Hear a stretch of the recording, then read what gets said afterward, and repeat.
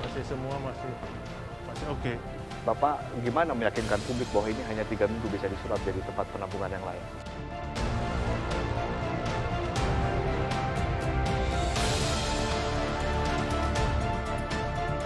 Pak Melki, pemerintah saat ini sedang membangun pusat observasi dan isolasi di Pulau Galang, Batam. Seurgent itukah ketika kita menghadapi corona konteksnya? Apakah kita akan jadi epicentrum baru kalau cara kita menata laksana COVID ini masih seperti yang sebelumnya bisa jadi terjadi ya. Berapa prediksi Anda kalau untuk virus corona, Pak?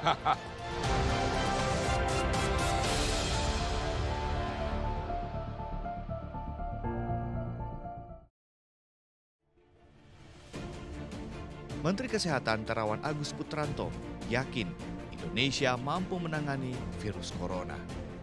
Bahkan terkait infrastruktur dan fasilitas, ia menyatakan aparat sudah terbiasa dan berpengalaman mendirikan rumah sakit dan fasilitas sejenis secara mendadak dalam berbagai bencana dan juga wabah. Kini mencuat ke publik terkait fasilitas kesehatan yang dibangun di pulau terpencil untuk isolasi dan antisipasi jika corona menjadi outbreak. Kami pun menuju Batam, Kepulauan Riau, tepatnya di Pulau Galang. Pulau ini mendadak menjadi sorotan karena sedang dibangun fasilitas observasi penampungan karantina untuk pengendalian infeksi penyakit menular, utamanya COVID-19. Fasilitas memanfaatkan lokasi X tempat penampungan atau kamp pengungsi Vietnam yang difungsikan sejak tahun 1979 hingga 1996 di Pulau Galang. Kini, lokasi ini merupakan kawasan wisata sejarah. Saya berada di Camp Vietnam, sebuah bangunan berada di Pulau Galang, Batam, Kepulauan Riau. Bangunan yang disebut-sebut sebagai tempat penampungan bagi pasien pengidap penyakit menular termasuk virus corona. Dan bisa Anda lihat kondisi dari Camp Vietnam yang sudah berusia cukup tua. Bangunannya sudah lumayan lapuk, Anda bisa melihat atapnya seperti ini. Dan yang uniknya adalah pemerintah menargetkan bangunan ini akan disulap sebagai tempat penampungan hanya dalam 1 bulan saja, bahkan kurang dari itu. Kementerian PUPR menyatakan hanya membutuhkan waktu sekitar 3 minggu untuk menyulap tempat ini sebagai tempat layak untuk penampungan yang memang ditujukan khusus untuk observasi dan juga isolasi bagi para penyandang penyakit menular seperti salah satunya adalah corona. Dan bisa saya gambarkan situasi di Camp Vietnam ini, memang lokasinya cukup jauh dari pusat keramaian, berada di sebuah tempat yang memiliki kontur tanah yang tinggi dan cukup sepi. Sehingga untuk isolasi dan juga observasi merupakan sebuah tempat yang menjadi tempat yang cukup layak.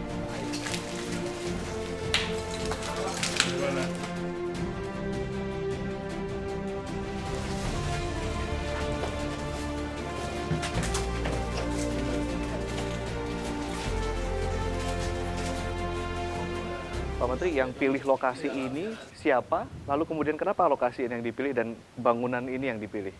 Ya waktu itu memang ada rapat intern yang dipimpin oleh Bapak Presiden. Di sana hadir Bapak Panglima TNI, Pak Kepala BIN, Pak Sesnek, kemudian saya, dan ya itu saya kira Pak Menkes kalau nggak keliru. Ya. Diusulkan, dipikirkan adanya tempat penampungan untuk observasi yang terdampak penyakit menular, termasuk contohnya corona ini. Dari BIN menyampaikan alasannya, dari Pak Panglima juga menyampaikan, terutama tentang accessibility-nya, keterjangkauan. Kita punya Natuna yang harus dicapai dengan 2 kali penerbangan. Okay. Kita punya Pulau Sebaru yang di Pulau Seribu itu. Nah itu kalau ada ombak besar, itu kapal tidak bisa merapat. Dan ternyata juga sekarang air juga sangat terbatas, sehingga air harus diambil dari Jakarta. Nah, di sini 24 jam bisa dicapai dari Batam. Yang dari Batam hanya sekitar 1 jam. Nah, Semua sudah tersedia sehingga kita hanya merehabilitasi apa yang ada sekarang. Kita lihat di sini, ini kan masih semua masih oke. Ya. Jadi ini tidak dipugar Pak atau Ini akan kita rehab, hanya mungkin kusen-kusen kayu saja yang akan kita ganti. Tapi strukturnya bajanya masih oke semua. Anggarannya berapa Pak? Total semua saya perkirakan sekitar 400 miliar. 400 miliar. Termasuk membuat yang tempat observasi dan isolasi tadi. Oke, ini ada di Pulau Galang Pak. Mungkin bisa diceritakan aksesnya, apakah memang harus dibangun jalan lagi atau pelabuhannya harus dibangun lagi, gimana? Tadi yang saya bilang accessibility-nya. Jadi jalan saya kira sudah jalan nasional, ya kan? Jalan masuk juga sudah oke, pelabuhan sudah ada, ya kan? Jadi sekarang semua sudah siap, tinggal merehab ini dan membangun yang untuk observasi dan isolasi. Semuanya sudah oke. Semua. Oke, ini kalau kita Tempat lihat tampungan air sebenarnya punya embung juga di kawasan ini. sudah ready, tinggal disalurkan aja Iya. ya Pak. Kalau listrik? Listrik sama. Nah, ini sudah berapa tahun nggak dipakai, mungkin diputus. Nah, sekarang teman PLN sudah tadi juga hadir, 2 hari sudah bisa nyambung. Ada satu atau nanti gimana? Ini akan melengkapi yang di Sebaru dan lain-lain atau gimana Pak? Ya, kini ada salah satu alternatif yang kita punya. Kalau memang ini nanti mencukupi, ya mungkin yang Natuna ditutup. Natuna itu kan sementara, tenda-tenda saja. Ini pemerintah menolak, katanya mengatakan kalau ini rumah sakit. Ini kenapa Pak? Ini rumah sakit. Kalau ini rumah sakit, tapi apa yang kita bangun, yang akan kita siapkan ini bukan rumah sakit, tapi tempat penampungan. Tempat penampungan. Ya, jadi seperti yang Jadi di bukan Natuna. rumah sakit khusus penyakit menular, bukan ya? Bukan. Ya, jadi seperti Natuna, seperti Pulau Seribu tadi, seperti itu. Tapi akan kita bikin yang lebih permanen, lebih siap, sehingga anytime kalau ada hal-hal ke depan misalnya ada penyakit menular lainnya, mudah-mudahan tidak, insya Allah. Tapi kalaupun toh ada, kita sudah siap, lebih siap dari pelajaran sekarang. Bapak gimana meyakinkan publik bahwa ini hanya 3 minggu bisa disulap jadi tempat penampungan yang lain? Ya nanti kita lihat. Tapi kami bekerja sama dengan penyedia jasa yang saya kira kredibel, dan dengan teman-teman saya PU dari Cipta Karya, Air, dan Bina Marga, kami usahakan bisa bisa memenuhi harapan Bapak Presiden. Tahapan-tahapannya apa saja Pak? Mungkin minggu pertama apa, minggu kedua Ini sekarang sudah selesai land clearing. Ini besok sudah mulai direhab. Ya, ini baru perintah sekarang untuk direhab. Ya. Oke, land clearing itu untuk juga bangunan kah atau apa? Bangunan. Fasilitas yang lain? Bangunan untuk tempat yang tadi observasi dan isolasi. Dengan metode itu baru. Metode yang seperti apa dengan hanya 3 Itu minggu? modular. Jadi seperti yang di Wuhan dibikin. Ya, dan seperti yang di Wuhan dibikin, nanti ada 2 bangunan yang untuk observasi, masing-masing bangunan 230 tempat tidur. Satu ruangan sekitar 8-10 orang, kanannya untuk observasi. Tapi untuk kemudian untuk yang isolasi, yang 30 kamar itu untuk yang non ICU, yang 20 kamar untuk yang ICU, itu 2 bangunan juga. Besok sudah ada fondasi. Jadi isolasi totalnya 50 atau 30? 50. 50, yang 30 yang non ICU. Ini adalah kriterianya Kementerian Kesehatan. Yang 20 yang ICU. Kriteria ICU. Apakah kita akan jadi epicentrum baru kalau cara kita menata laksana COVID ini masih seperti yang sebelumnya, bisa jadi terjadi, ya.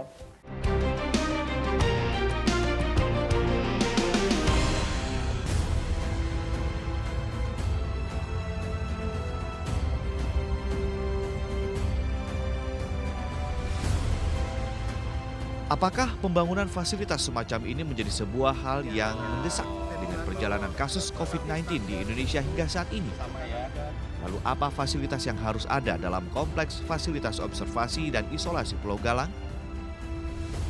Sebagai dokter spesialis paru yang aktif berkecimpung di Ikatan Dokter Indonesia, Dr. Faris mengungkapkan fasilitas semacam di Pulau Galang memang dibutuhkan. Bahkan pemanfaatannya bisa untuk jangka panjang. Namun ada 3 hal kebutuhan dasar yang harus terpenuhi di fasilitas observasi dan isolasi. kita memudahkan menjadi 3 klasifikasi kebutuhan dasar. Karena ingat ya, yang sedang kita layani di sini adalah subjek sehat yang sedang dievaluasi sampai masa inkubasi terlewati. Itu kata kuncinya. Jadi jelas sebetulnya dia bukan orang COVID-19 yang positif virus. Mungkin saja dia tidak punya gejala. Jadi satu titik memang kita bagi 3 ya, misalnya kebutuhan medis, kebutuhan fisik, dan yang paling penting adalah kebutuhan mental. Pak dokter, berapa perawat yang dibutuhkan rata-rata kalau itu hitungannya? Karena ini hitungan sebetulnya subjek sehat, jadi kita tidak sampai rasio yang 10 subjek 1 dokter, tidak sebanyak itu ya. Tapi setidaknya harus ada dokter spesialis paru, kemudian ada dokter umumnya, dan ada tim perawat. Ya. Yang kedua adalah pemenuhan kebutuhan fisik ya, cahaya ya, kemudian ventilasi. Dan untuk fisik ini termasuk di dalamnya adalah kebutuhan untuk olahraga, senam ya, aktivitas senam yang dirutinkan, ada infrastruktur yang cukup untuk hand hygiene ya. Karena bagaimanapun ini adalah orang-orang yang kita tidak tahu apakah ketika dalam masa inkubasinya jadi muncul gejala atau tidak. Ada kebutuhan yang ketiga, yaitu kebutuhan mental. Ya. Walaupun tidak boleh dikunjungi, tapi akses komunikasi lewat telepon atau fasilitas internet itu video harus call, artinya infrastruktur untuk komunikasi iya, harus tetap ini bagian penting. Optimal. Betul. Begitu ya? Dia punya hobi membaca, maka jangan dipisahkan dia dari buku, ya kan. Kemudian dia punya hobi untuk main aktivitas olahraga, ya jangan dilarang. Dr. Faris pun menyuarakan kritik dan masukan dari rekan-rekan sejawatnya perihal tersentralisasinya pemeriksaan laboratorium hasil swab air liur di Litbangkes Kementerian Kesehatan. Menurutnya, ini bisa menjadi salah satu penyebab potensi fenomena gunung es, penyebaran corona di Indonesia sebagai sebuah negara kepulauan. Oke. Kalau kita lihat kan dari minggu pertama ketika ada confirm positif 2, kemudian 4, 6, 19, 27 lalu ini eksponensial ya dok. Iya, betul. Ini seperti apa trennya? Apakah Indonesia mungkin jadi epicentrum baru? Ya, kalau cara kita menata laksana COVID ini masih seperti yang sebelumnya bisa jadi terjadi. Ya. Tetapi sekarang ini yang seruan yang banyak mulai muncul adalah bahwa tolong infrastruktur yang ada itu dioptimalkan. Jadi gini misalnya, kemampuan deteksi swab tenggorokannya itu kan selama ini masih sentralistik ya di Litbangkes ya. Selain Litbangkes memang siapa lagi yang mampu kalau memang harus dibuka? Ya, sebagai contoh Eijkman itu bisa. Eijkman bisa. Kemudian di universitas universitas negeri yang memiliki perangkat laboratorium mikrobiologi, mereka bisa. Pada dasarnya ini RT-PCR itu bukan suatu tools yang sangat sophisticated, tidak. Ada juga kemudian kasus yang kemudian terinfeksi kembali. Ini seperti apa penjelasannya? Salah satu penjelasannya adalah yang bisa dipikirkan yaitu sifat mutasi virus SARS-CoV-2 ini. Mutasi itu bahasa biologi untuk bilang ke kita bahwa satu, virus ini bisa lebih jadi resisten terhadap antivirus. Kedua, dia bisa transmisinya bisa lebih cepat. Yang ketiga, dia merubah wajahnya. Jadi antigennya si virus itu berubah sehingga sel memori kita melihat kedatangan virus, infeksi berulang, dia tidak kenal dengan si SARS-CoV-2 ini. Oke, ternyata memang dia kembali positif lagi. Iya. Berapa prediksi Anda kalau untuk virus corona, Pak?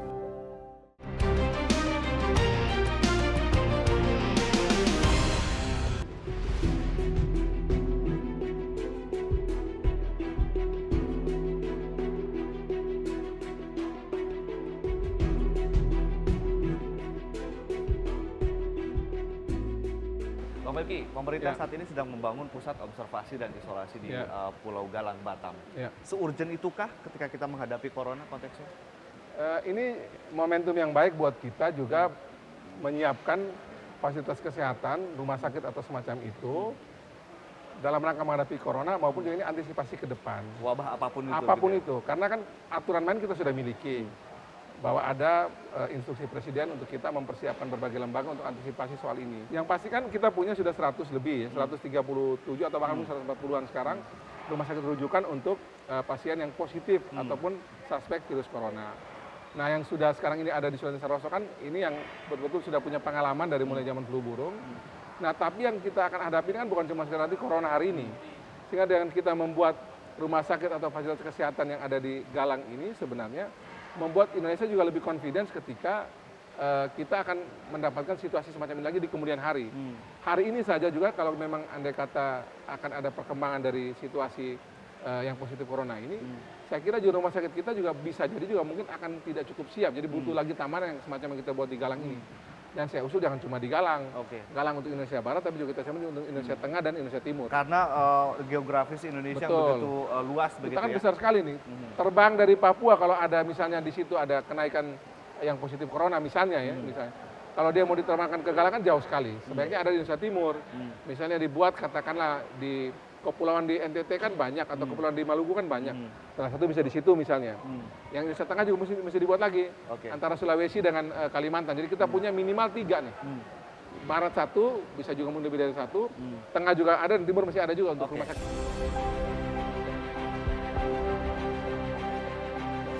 Ketua Pelaksana Komite Nasional Pengendalian Flu Burung dan Kesiapsiagaan Menghadapi Pandemi Influenza, Bayu Krisnamurti, menyatakan bahwa aksesibilitas adalah hal yang krusial jika fasilitas semacam ini hanya di satu pulau saja, mengingat besaran dan sebaran kepulauan Indonesia. Namun terkait penanganan corona, ia berbagi pengalamannya ketika menangani flu burung.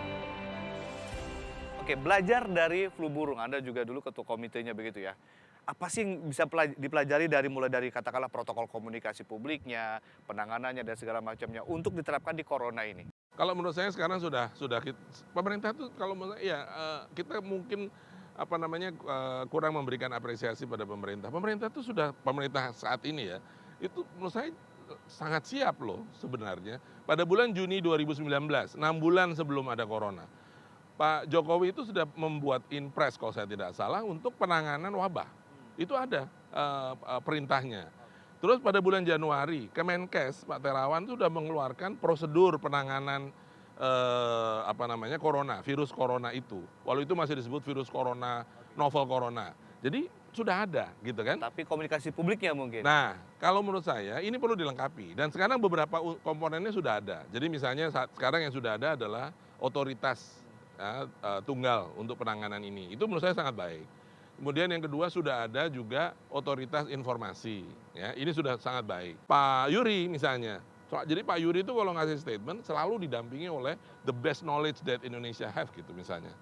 Terus kemudian yang kedua menurut saya setelah itu kita ini sekarang yang justru mungkin dampaknya lebih besar pada masyarakat itu bukan hanya si penyakitnya. Tapi juga kekhawatiran tentang perdagangan, masalah umroh, masalah perjalanan, dan lain-lain, pariwisata. Jadi tidak cukup hanya berita datang soal ada kasus atau tidak gitu. Harus ada juga yang punya otoritas bagaimana kita secara terpadu menangani masalah-masalah itu. Sekali lagi ini pilihan bagi pemerintah bagaimana modelnya untuk melakukan komunikasi. Dibandingkan dengan flu burung dulu, ketika Bapak tangani dulu sebagai ketua komite, kan katanya jauh lebih parah ketika bicara soal fatality rate ya? Ya, betul. Flu burung itu case fatality rate-nya 54-56%. Sekarang corona ini hanya 3,4, katakanlah 4% gitu, 3-4%. Jadi flu burung jauh lebih parah. Tetapi corona ini memang dia jauh lebih menular, lebih mudah menular. Berapa bulan waktu itu dari mulai ini sampai outbreak sampai selesai? Kalau saya lihat dari datanya, dan itu diakui oleh WHO, itu hanya sekitar 4-6 bulan. Untuk flu burung ya? Untuk flu burung. Bukan hanya flu burung, SARS, MERS, itu kira-kira siklusnya 4-6 bulan. Kalaupun misalnya ada satu case, 1-2 kasus lanjutan sampai dengan 9 bulan. Tapi kira-kira waktu itu. Dan kita sudah jalan 3 bulan nih. Jadi sebenarnya menurut saya sih, dalam waktu yang tidak terlalu lama. Berapa prediksi Anda kalau untuk virus corona, Pak? Yang jelas dari flu burung, SARS. Yang jelas datanya menunjukkan bahwa sekarang di Cina jumlah yang pulang sudah jauh lebih banyak daripada jumlah yang masuk rumah sakit. Jumlah pertambahannya sudah jadi sudah plateau gini, sudah hampir nggak ada pertambahan orang sakit. Itu memberikan indikasi bahwa memang ada siklusnya. Mungkinkah Indonesia termasuk dari negara yang jadi epicentrum gelombang kedua? Saya kok optimis tidak. Tidak hanya sarana dan prasarana, langkah nyata dalam komunikasi publik dan koordinasi lintas sektoral dari pemerintah sangat dinanti oleh masyarakat. Jangan sampai koordinasi gagal, wabah malah makin fatal.